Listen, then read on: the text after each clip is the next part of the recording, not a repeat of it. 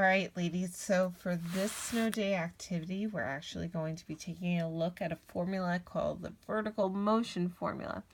So if you haven't watched video 1 yet, you need to do that. We're going to reference it. And if you're joining us for video 2, you are going to need your notebooks. So hit pause on your video, go get your notebooks and a writing utensil, and I will see you back in a short second. All right, so on the top of your notebooks, I need you to label it as 5.44 vertical motion formula. And this formula is really derived from this idea that people discovered that they could predict the length of time an object was in the air based on this formula.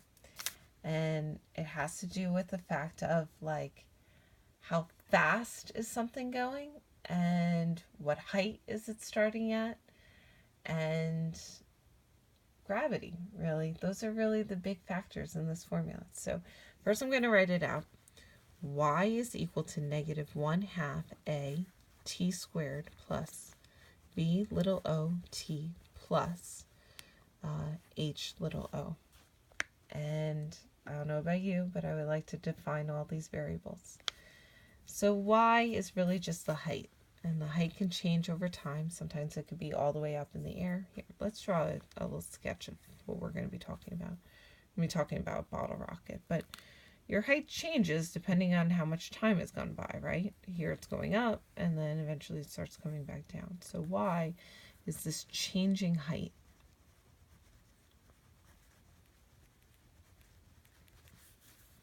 Half, it's a value, okay.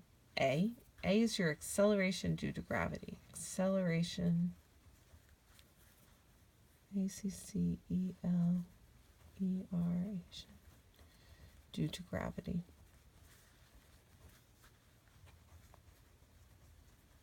All right, so this is where it gets kind of neat. So we actually measure any of the problems that we're doing either in meters or in feet. So those tend to be our two primary systems of measurements. So we need to account for both of those systems. Gravity comes to the ground at a rate of 9.8 meters per second squared. So this is really in the metric system.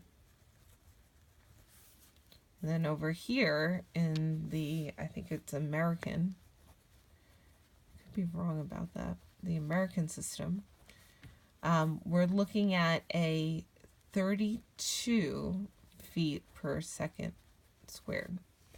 Now, if you were to drop a marble off of a really tall building and you both released it at the same time, one measured the time it took thinking about it being launched at 32 feet per second and the other person thought about it in terms of meters per second, it would be the same thing. They're actually identical. Nobody moves faster than the other. But they do come into play when we're trying to figure out time based on the unit of measurements that were collected at the time of that date. So in our word problem, they're going to tell us something like this.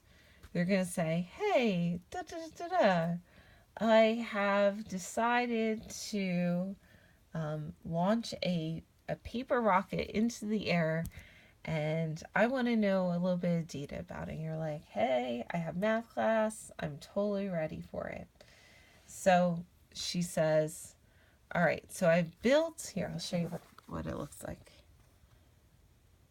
They built that, okay? And they want to know, is or when will this object actually reach a height of 490, listen for the units, will it reach 490 meters? So that's our first thing. That's my question. 490 meters, right?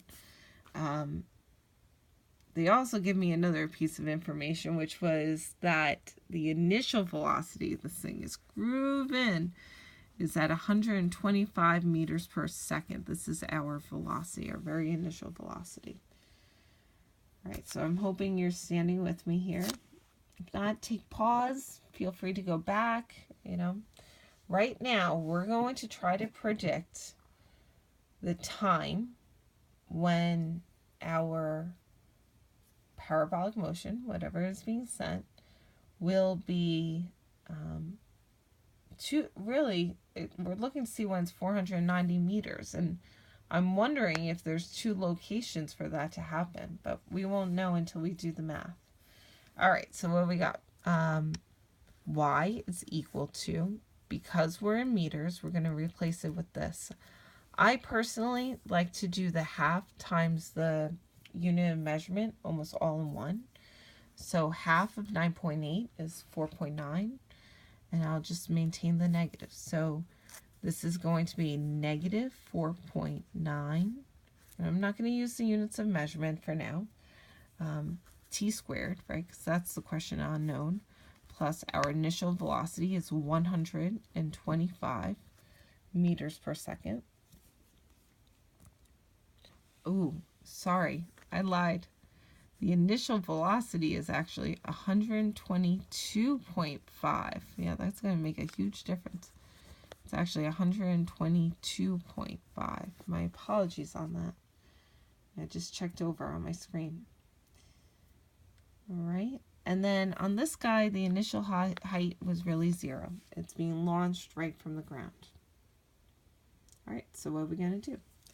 I want to know when the height, which is y, is going to reach 490. So I'm going to set 490 equal to negative 4.9 t squared plus 122.5 t plus 0. And then I'm going to move over the 490. I have negative 4.9 t squared plus 122.5 t, and then minus 490. And then this is going to be set equal to 0. All right, messy numbers, but we know that if we get the lucky opportunity of being allowed to divide out our leading coefficient, we're going to be in really good shape. So that's where I'm going to try. I'm going to try to divide out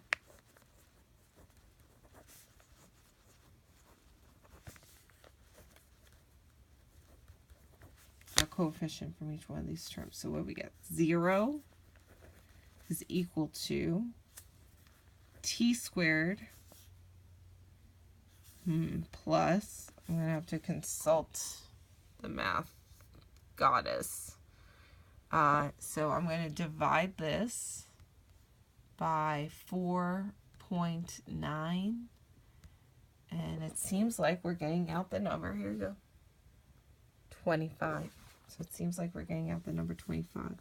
So 122.5 divided by negative 4.9. It's actually going to give us a negative value of 25.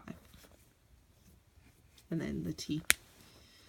And then finally, negative 490 divided by negative 4.9. That looks like a positive 100 to me. This problem's a lot easier to factor and solve, is it not? So as I go through, I think, let's see, 100 is 20 times 5. Number 100 is 20 times 5. There's also 25 times 4. These are generally kind of the big ones. And I think we can make a 25 out of a 20 and a 5. All right, so t plus,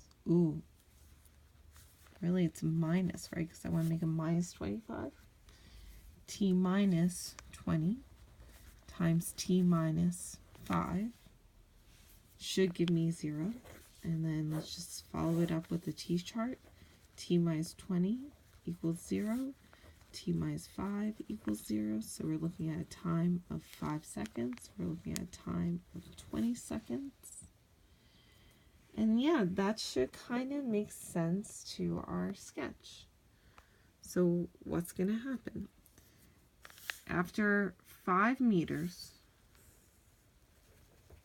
our rocket will reach a height of 490. So after 5, we call this 5, after 5 seconds really, we will reach a height of 490.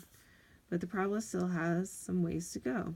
And when it gets to the equal but opposite location, which is, let's see, it told us 20 meters away, or not 20 meters, 20 seconds away. So 20 seconds after this hit, it's going to come back down. 20 seconds after that, we know that it's going to be at a height of 490. All right. Hopefully that made sense to you. Major concepts. You have this formula that will allow you to predict time of projectile motion. How long will it be in the air for? And it just depends on whether or not you're using the metric system or the American system. And I'm going to give you 2 problems for homework tonight. Do as much as you can and just kind of solidify the concepts. All right? Have a good one, ladies.